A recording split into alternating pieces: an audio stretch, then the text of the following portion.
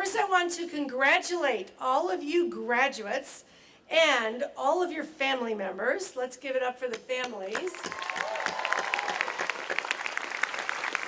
And all of the faculty members who supported you through the ups and downs of this to get to this day. Since you have decided to enter the field of education, you have affirmed that your joy and satisfaction in life comes from helping others grow and develop and actualize their potential, rather than from making large sums of money yourself. I hate to be the first to let you know that if you hadn't figured it out.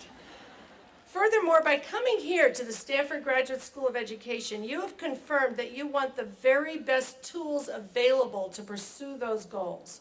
In all of the fields you have studied, you've acquired a basket full of professional knowledge, and you are graduating to enter or continue in a profession you love and are inspired by. Now, there are many ways to think about what it means to be a professional. One is reflected in this story. Several dozen people were aboard a small sailboat up off the coast of California and ran afoul of a sandbar, which knocked out the engine, and they lost their oars. Although the land was not far off, their efforts to call for help were not heard, and they began drifting out to sea. They finally decided someone would have to swim ashore to get help before they floated too far away. And they turned to the professionals in the boat. And the doctor, strong and decisive, jumped up and said, "I'll go. I'm in excellent health and a good swimmer." He dived in and began to swim towards shore and was eaten alive by the sharks. Well, they looked around the boat and at who would be the next volunteer, and the preacher, brave and faithful, said, "Well, I will go. God will take care of me." And he jumped up and began to swim towards the shore, and he was approaching the shore, but he too was eaten alive by the sharks. Well, then they turned to the next in line, the lawyer, smart and clever, said, "I've evaluated the situation and I think I see a way." He jumped in and he swam to shore, and the sharks lined up alongside of him.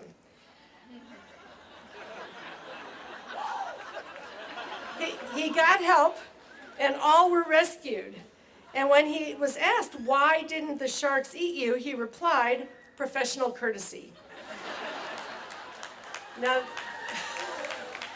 this is no offense to the lawyers in the audience. Some of my best friends, including my dear husband, are lawyers. And professional connections are part of what we gain by entering a profession, not just to advance and get ahead, but also to problem solve and produce better solutions. But at the heart of a profession are three things. The first is a shared body of knowledge. That's what you've gained here, whether in teaching, research, or leadership, psychological sciences, sociology, or history of education, research, or policy analysis. One that is not just based on your own personal experience, but on the accumulated experience and learning of others in your field. Professional knowledge that has been made available to you. What a gift. You also know where to go to get more among your colleagues in the research and from the wisdom of practice. Use that gift well and reach out and learn from others always. There are two other aspects of a profession. The most important is the moral and ethical commitment to use that knowledge to do what is in the best interests of those you serve, not what is cheapest or easiest or most expedient. Your knowledge should make the lives of others better. Like the old Spike Lee movie, the primary pledge of professionals is to do the right thing. And finally, professionals take on themselves the responsibility to develop and enforce standards of practice in their field, to help themselves and their colleagues get better, to assist and mentor, to set a good example, to steer the course of the field. You enter the profession of education at a time of great challenges, but also of great opportunity. When I began teaching high school English in 1973 in Camden, New Jersey, I was stunned by three things. The severity of inequality in resources in education. Camden was one of the several low-income majority-minority districts in New Jersey that had about half as much money to spend as the more affluent districts. There were no books in the book room. I also was stunned by the futility of trying to care effectively for 180 students with a wide range of needs in a warehouse factory model high school, and by the inadequacy of my preparation for teaching. I was not fortunate enough to go to STEP. When I realized how profound the effects of poor policies were on the design and resources for schools, as well as their professional capacity, I entered graduate school to learn about how the system of education could be improved.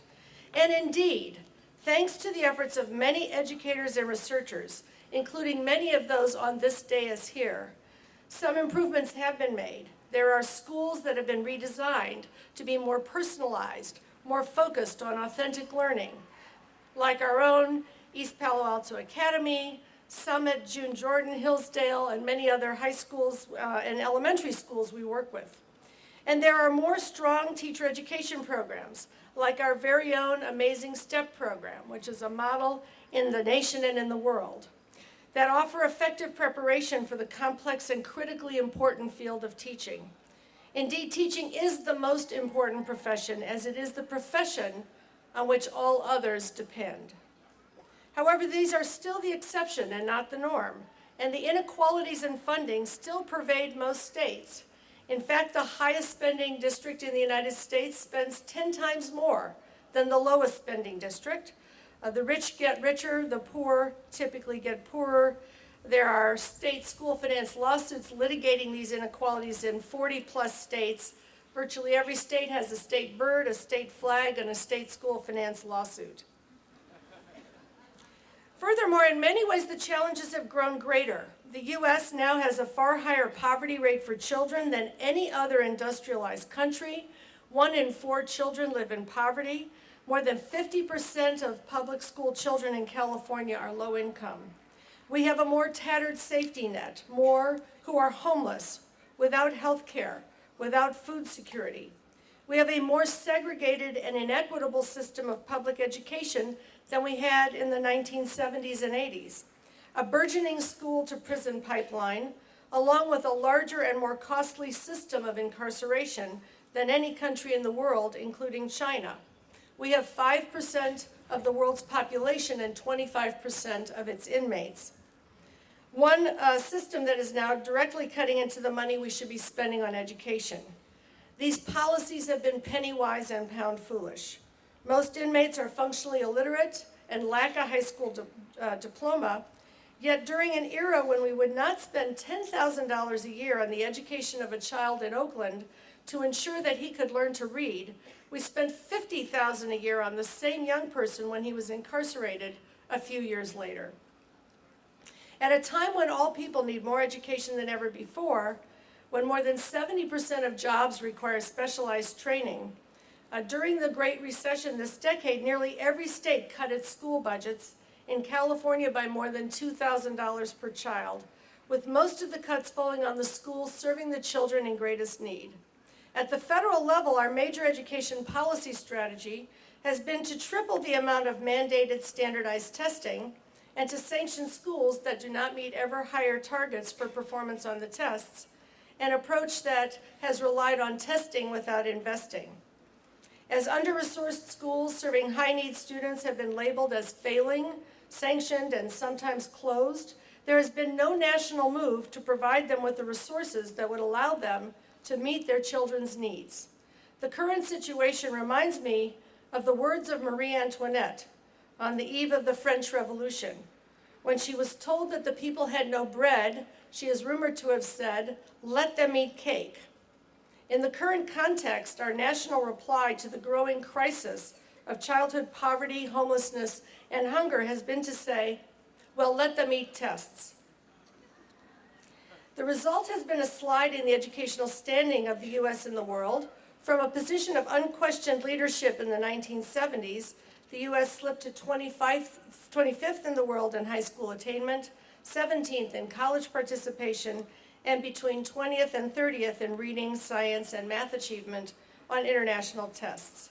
Primarily the result of growing inequality in investments and supports for economically disadvantaged children, and secondarily the result of focusing too much of our collective attention on a narrow, multiple-choice, test-driven curriculum, and too little in educating and supporting our teachers and school leaders.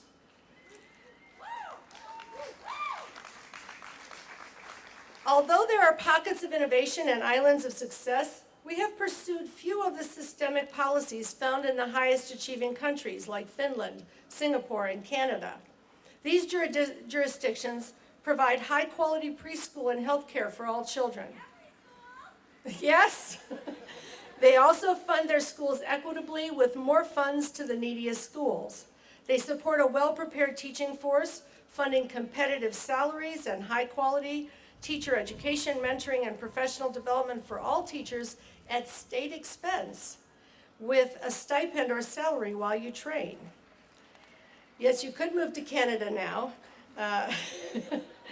However, you're on your path. Finally, these high-achieving nations focus their curriculum on critical thinking and problem solving, testing students less often but more deeply, using approaches that require students to conduct research and scientific investigations, solve complex real-world problems in mathematics, and defend their ideas orally and in writing. These assessments are not used to rank or punish schools or to deny promotion or diplomas to children. In fact, several countries have explicit proscriptions against such practices. They are used to evaluate curriculum and guide investments in professional learning, in short, to help schools' improvement. But there is a hopeful moment in U.S. education. The moment has begun in California, in substantial part because of the work of many people in this school of education. We have in California enacted a new school funding system, the most progressive in the nation, allocating more funds to children who live in poverty, are English learners, or in foster care. We have tied that system to a new approach to school accountability, which is focused on multiple ways to look at schools and tools to support continuous improvement. The old testing system has been eliminated, and a smaller number of higher quality assessments have been introduced to provide information for improvement, not hammers for punishment. The legislature and the governor are right now considering legislation that would pour new money into scholarships for those who will enter teaching and into professional development for educators in practice. The state is making new investments in early childhood education and the education of special needs students. Standards for improving the teaching of English learners have been strengthened. In almost all of these areas, we have relied on faculty from the Stanford School of Education to shape and design these policies. On the federal level, the major federal legislation that has led to a test and punish regime, which was called No Child Left Behind, some people called it No Child's Behind Left, may in fact be left behind as a new bipartisan bill has emerged in the Senate that would allow and even encourage states to pursue these more productive policies. That bill will come to the floor of the Senate in the next week or two. Thus, while there are enormous challenges, there is also an enormous opportunity to transform our education system and our society. And public education has a secret weapon, a Trojan horse, if you will. The members of the profession, like yourselves, who have mastered a strong body of professional knowledge, who hold a strong ethic of care, and who are determined to transmit this knowledge and this commitment to others throughout the education system. Among those of you who are graduating are many who have created and others who will create more exciting and empowering schools for children, more engaging and effective curriculum, instructional strategies, and assessments of learning, and more just and humane policies to guide a system focused on learning, not on selecting and sorting, rewarding and punishing. You will do this in the strong professional communities you have created here at Stanford and in your work in the field. You will carry on the work of building a profession that serves democratic education, one that provides for all children, as John Dewey put it, what the best and wisest parent wants for his or her child. Many of you have arrived here today with significant debt and at considerable personal sacrifice. But you are here because of the work to which you have committed your lives and because you know it is the right thing to do. And doing the right thing, meeting that professional commitment, is not always easy.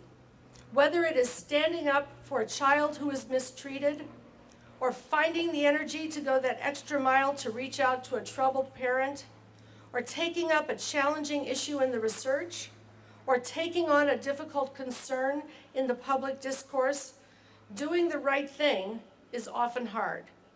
As Martin Luther King reminded us, on some positions, cowardice asks the question, is it safe? Expediency asks the question, is it politic? And vanity comes along and asks the question, is it popular? But conscience asks the question, is it right?